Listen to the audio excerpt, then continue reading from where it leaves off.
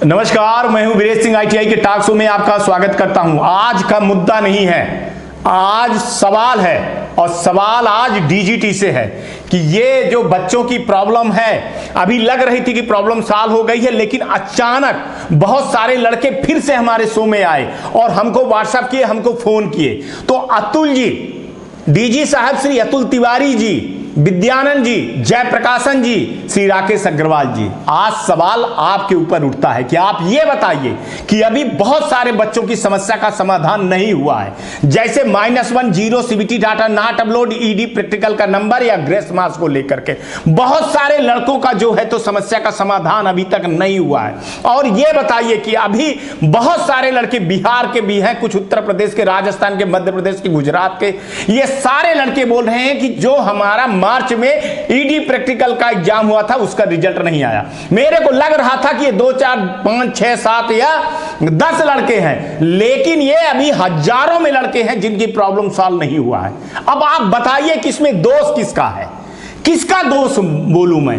और अगर नोडल का और स्टेट का है और DGT का और विप्रो का है, तो फिर ITI वालों का क्या दोष है? और क्या दोष है उनके बच्चों का जो उनके यहां पढ़ रहे हैं, उनका क्या दोष है? और अगर नोडल नंबर नहीं चढ़ा रहा है और स्टेट नंबर अप्रूवल नहीं कर रहा है, तो इसमें उस ITI वाले का और उस छात्र का क्या दोष है? इस पे ITI वालों का जीना हराम हो गया है। लड़के बार बार आकर के ITI संचालकों से कहते हैं कि बताइए हमारा रिजल्ट क्यों नहीं आ रहा है। अब इस पे जवाबदेही तय करनी पड़ेगी, कि जवाबदेही तय करनी पड़ेगी कि इस पे कौन जवाबदार है। लड़कों का क्या काम है? एग्जाम देना। लड़के ने एग्जाम दिया है, फीस भरा हुआ है, फिर रिजल्ट क्यों नहीं आ रहा है? ये आप पल्ला नहीं झाड़ सकते हो सर, ये कह करके कि वो नोडल से नहीं आया है, वो स्टेट से नहीं आया है, वो विप्रो ने नहीं किया है, वो एजेंसी ने नहीं किया है, वो आपका आया ही नहीं है। तो ये लड़कों का जो आप जवाब देते हो, लड़कों का जो लड़के ग्रीवेंस कर रहे हैं, जो लड़के मेल कर रहे हैं, उनको आप जवाब दे रहे हो कि आपका नोडल से नहीं आया है, आपका स्टेट से नहीं आया है। तो लड़के क्या करेंगे? क्या लड़का, अगर हिंदुस्तान के सारे लड़के एग्जाम देने के बाद इस समस्या में आ जाएंगे कि उनका ED प्रैक्टिकल का नंबर या -1 0 CBT डाटा नॉट अपलोड हो रहा है, उसके लिए आपकी जवाबदारी नहीं है, तो ये सबसे बड़ी नाकामी है आपकी। ये DGT की सबसे बड़ी नाकामी मानी जाएगी सर। ये लड़कों का दोष नहीं है। अगर ITI का दोष है तो आप ITI सीधे आप मेल करिए, सीधे बताइए। आप NCVT MIS पोर्टल पे जब डी एफिलिएशन होता है तो डी एफिलिएशन का लेटर डाल देते हो, तो आप डालो ना, आप डालिए कि इस ITI वाले ने नंबर नहीं चढ़ाया है, इस ITI का दोष है, नोडल का दोष है, स्टेट का दोष है। आप लिस्ट जारी करेंगे ना, लड़कों को पता तो होना चाहिए। और बताऊं किसमें लड़कों का क्या है? फीस लिया गया, एग्जाम पे बैठा है लड़का, तो उसका रिजल्ट घोषित होना चाहिए, चाहे जैसे घोषित हो, ये आपकी जवाबदारी है। ये नोडल और स्टेट की चक्कर मत पढ़ाइए लड़कों को, लड़के नहीं जानते हैं। बहुत सारे लड़कों का आ गया, कई लड़कों का नहीं है। उनका एक एक पल जीना, आप बताइए एक एक पल जीना कितना मुश्किल हो रहा है। मैं लड़कों को बार बार बोलता हूं कि वेट करिए, अब आप इनको मेल करिए, अब आप इनको मेल करिए। अब मैं मुद्दे से भटका करके कोई नया मुद्दा लेकर के आता हूं, कोई नई चीजें बताता हूं। लड़के बिल्कुल मानने के लिए तैयार नहीं है। कहते हैं सर हमको दोष बताइए, हमारा दोष बताइए क्या है? हमने एग्जाम दिया तो हमारा रिजल्ट दिखाई, हम फेल हैं, ठीक है, हम भीख नहीं मांग रहे हैं। एक लड़का बोल रहा है, एक लड़के नहीं, कई लड़के बोल रहे हैं कि सर अगर लेटर में DGT ने बोला है कि ग्रेस मार्क्स देंगे हम 24 नंबर और 12 नंबर से कम, तो हमको क्यों नहीं मिला है? क्यों नहीं मिला है? उसका कौन जवाबदारी, उसकी कौन जवाबदारी लेगा? उस लड़के को भविष्य खराब करने के लिए कौन जिम्मेदार है? विप्रो के सॉफ्टवेयर में क्यों ऐसी गलती है जब आपने लेटर लिखा हुआ है तो? और जब आपने एक वर्ग को दिया है तो दूसरे वर्ग को क्यों नहीं दिया? कुछ लड़के क्यों बचे हुए हैं? सवाल उठता है, आप इससे बच करके नहीं जा सकते हो। -1 की क्या समस्या है? अगर आईटीआई वाले ने उसको अब्सेंट किया है तो बोलिए, आप बताइए आपकी आईटीआई ने किया है। सीबीटी डाटा नॉट अपलोड है, 0 है, तो आप बताइए, दिखाइए, और अगर है तो कार्रवाई करिए, आप सीधे कार्रवाई करिए। आप ऐसे चीजें फंसा दिए हो कि आईटीआई वाले का जीना हराम हो रहा है, स्टूडेंट का जीना हराम हो रहा है, और नोडल वाले और स्टेट वाले और विप्रो वाले और आप कुछ भी नहीं। कुंभकर्ण की नींद सो रहे हो आप लोग, सब कोई अपनी अपनी जवाबदारी से हट रहे हो। इस जवाबदारी से नहीं हट सकते हो। आपको स्टूडेंट को जवाब देना पड़ेगा, और आज नहीं तो कल जवाब दे। आप बताइए, -1 वाला जो अब्सेंट वाला है, वो अगर -1 रहा आता है तो क्या वो सप्लीमेंट्री एग्जाम दे पाएगा? कभी भी सप्लीमेंट्री का एग्जाम नहीं दे पाएगा, कभी भी उसका रिजल्ट क्लियर नहीं होगा। कई लड़के ईडी प्रैक्टिकल का कितने बार 3-3, 4-4 बार एग्जाम देते आए हैं, उसका समस्या का समाधान हो ही नहीं रहा है। आप कर ही नहीं पा रहे हो, आपकी एजेंसियां कर ही नहीं पा रही हैं।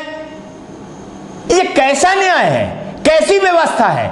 कैसी एग्जाम देने की प्रणाली है? कैसी पद्धति है? आप हाईटेक हो रहे हो लेकिन समस्या का समाधान नहीं कर पा रहे हो। कई चीजें आप आईटीआई पे आप लीपापोती कर दे रहे हो कि आपके आईटीआई वाले ग्रीवेंस कर लड़के। ग्रीवेंस का अभी कब से पड़ा हुआ है? ग्रीवेंसेस का कब से पड़ा हुआ है? अब तो लड़के डरते हैं ग्रीवेंसेस करने से कि कहीं हमारा रिजल्ट ना आ जाए। किसी की मार्कशीट आती है, किसी की मार्कशीट नहीं आती है, किसी का क्यूआर कोड नहीं आता है। इस पे जवाबदारी तय होनी चाहिए, चाहे आपकी एजेंसी हो, चाहे आपके अफसर हो। और ये देखिए, मैं कुछ नहीं जानता हूं और न लड़के जानते हैं। लड़के राजनीति नहीं जानते हैं, और इसमें राजनीति नहीं, टेक्निकल नहीं, कि अगर लड़के ने एग्जाम दिया है तो उसका रिजल्ट आना चाहिए, चाहे फेल ही आए। लड़का 0 नहीं पा सकता है, 5 नंबर पाएगा, 6 नंबर पाएगा, 7 नंबर पाएगा, 8 नंबर पाएगा, या वही दोबारा नंबर नहीं पाएगा। वो कई बार लड़के 2-2 एग्जाम दे चुके हैं, वही पुराना रिजल्ट आ रहा है, अपडेट ही नहीं हो रहा है। लड़के मेल कर रहे हैं, आप आधे मेल देख रहे हो, आधे मेल देख ही नहीं रहे हो। और लड़कों की समस्या समाधान होने के बजाय वो बढ़ती चली जा रही है। जैसे जैसे मेरे चैनल को लोग देखते चले जा रहे हैं, लड़के आते चले जा रहे हैं। हमको लगा कि ये समस्या का समाधान हो गया, 50-60 समस्याएं बची हुई हैं। आज देखे, कल देखे तो समस्या 150 से लेकर के 1500 समस्या खड़ी हो गई। अब तो इस पे क्या किया जाए? अगर ईडी प्रैक्टिकल का नंबर नहीं चढ़ाया है तो उसमें लड़के का क्या दोष है? उसमें आईटीआई का क्या दोष है? क्यों नहीं नोडल का जो अधिकारी है वो सस्पेंड हो रहा है? क्यों स्टेट के जो लोग हैं वो सस्पेंड हो रहे हैं? क्या किसी आईटीआई वाले का सेंटर को बदनाम करने का हक नोडल या स्टेट या विप्रो या एजेंसियों को दिया जा सकता है? क्या किसी लड़के के भविष्य को बर्बाद करने के लिए किसी एजेंसी या नोडल या स्टेट या डीजीटी के अधिकारियों को है? क्या है किसी के भविष्य को बर्बाद करने के लिए? टाइम, कोरोना का टाइम चला गया, सब कुछ अब ठीक हो गया, अब क्यों नहीं रिजल्ट चढ़ रहा है और क्यों नहीं अपडेट हो रहा है? इस पर जवाबदारी कौन देगा? मैतुल तिवारी जी आपसे, राकेश अग्रवाल जी आपसे, विद्यानंद जी आपसे, जयप्रकाशन जी आपसे, और ये मैडम से, सारी संध्या मैडम से, स्टेट डायरेक्टर से, नोडल से, एजेंसी से, सबसे जवाब मांग रहा हूं। और जवाब दीजिए आप लोग। आप लोग प्रधानमंत्री जी का जो सपना है उस सपने को बिगाड़ रहे हैं। आप लोग हिंदुस्तान के भविष्य के साथ खिलवाड़ कर रहे हैं। आप मजबूर कर रहे हैं लड़कों को, आप लड़कों के साथ गलत कर रहे हैं और अन्याय कर रहे हैं, और ये मैं अन्याय होने नहीं दूंगा। मैं आपको टाइम दे देता हूं, इसलिए मैं शो पे कई बार और चीजें ले आता हूं, लेकिन इसका मतलब ये नहीं है कि आप पीछा छूट जाएगा। बहुत सारे शो चलेंगे, लेकिन लड़कों के मुद्दे भी चलेंगे, आईटीआई के भी मुद्दे चलेंगे, आपके भी मुद्दे चलेंगे, और जब तक ये प्रॉब्लम सॉल्व नहीं होगी तब तक ये मुद्दे चलते रहेंगे। और मैं स्टूडेंट से बोल रहा हूं कि आप अपने मुद्दे फिर से उठाइए और आइए चैनल पे और सबको बताइए और आवाज उठाइए। अब बताइए, आपने अभी बोला था कि मैं सप्लीमेंट्री एग्जाम जो है तो अगस्त और सितंबर में करवा देंगे, अब क्यों अक्टूबर में बढ़ाने के लिए आप बात कर रहे हो? क्यों लड़कों को आप फांसी पे चढ़ा रहे हो? क्यों लड़कों के साथ आप अन्याय करते चले जा रहे हो? आप इसका जवाब दीजिए, दीजिए जवाब। आप क्यों इतनी देरी करना चाह रहे हो? आप क्यों नहीं तुरंत समस्या का समाधान कर रहे हो? और अभी तक मार्च में एग्जाम दिया हुआ है लड़का, कई लड़कों का रिजल्ट आ गया, कई लड़कों का रिजल्ट क्यों नहीं आया हुआ है? क्यों रुका हुआ है? भाई उसका है, आप लिस्ट जारी कर दो। आप NCBT/MIS पोर्टल पे आप एक लिस्ट जारी कर दो कि इनका इस कारण से नहीं है और ये अधिकारी जिम्मेदार है, तो कम से कम वो लड़का जाएगा, केस तो करे, नोडल के ऊपर करे, स्टेट के ऊपर करे या DGT के ऊपर करे। बताइए किसके ऊपर वो केस करे, कहां RTI लगाए वो, आप बता दीजिए। और इस समस्या का समाधान 10 तारीख तक में करवाइए, जितने बार अधिकारी सुन रहे हैं। और लड़कों से बोल रहा हूं कि आप लोग भैया सिर्फ कमेंट करिए और सवाल पूछिए DGT से, हमसे मत पूछिए, आप उनसे पूछिए। और आपको जो बताया गया था मेल करने का, आप लोगों ने मेल कर दिया। जो नए लोग हैं तो विद्यानंद जी को मेल करिए। मैं बता दे रहा हूं सर, ये लड़के रोज मेल करेंगे, इस समस्या का समाधान करिए, रोज मेल करेंगे, मैं इतना बता दे रहा हूं। फिर आप मत कहना कि आपने मेल दे दिया, अभी लड़के परेशान कर रहे हैं। मैं भी तो सुन रहा हूं, 1500 फोन आते हैं सर, 1500 मैसेज आते हैं। मैं बहुत बड़ा, हमारा ये चैनल नहीं है, 1-1500 लोग देखते हैं, लेकिन 1-1500 लोग वो देखते हैं सर जो वास्तव में जिनकी प्रॉब्लम है। मेरे को 10,000, 15,000, 20,000 लोग नहीं देखते हैं। मेरा चैनल वही देखेगा जिसको प्रॉब्लम है, और जिसको प्रॉब्लम नहीं है वो चैनल नहीं देखता है सर, बाहर हो जाता है, वो उसका काम हो जाता है। तो इसका मतलब ये नहीं है कि चैनल ये छोटा है। हमारे में वो लोग देखते हैं जिसकी प्रॉब्लम है, और जिसकी प्रॉब्लम ठीक हो जाती है वो चैनल को नहीं देखते हैं। ये कोई कहानी यहां नहीं बताई जाती है, यहां पे मुद्दे उठते हैं और यहां पे सवाल जवाब होते हैं। और सवाल जवाब के लिए चाहे 500 लोग देखें तब भी उनके समस्या का समाधान आपको करना पड़ेगा, ये आप जान लीजिए। और लड़कों को भी बोल रहा हूं कि आप अपने सवालों का जवाब DGT से लीजिए। आपको एक होना पड़ेगा, जितने भर लोग हैं सबको एक करिए और ये चलाइए आप लोग, ठीक है ना। और सुनिए, चाहे मुद्दे कोई भी रहें, चाहे कल एडमिशन का एफिलिएशन का है, आप अपने सवाल रखते जाइए, ठीक है। चलिए चलते हैं कि ये बिहार में महाबोध गया अप्रेंटिस ट्रेनिंग है, कैंपस सिलेक्शन है 4 तारीख को सोमवार को 9 बजे से। इनका मोबाइल नंबर देख लीजिए 84340694757979728605। तो ये महाबोध ITI गया में बिहार में अप्रेंटिसशिप के लिए है।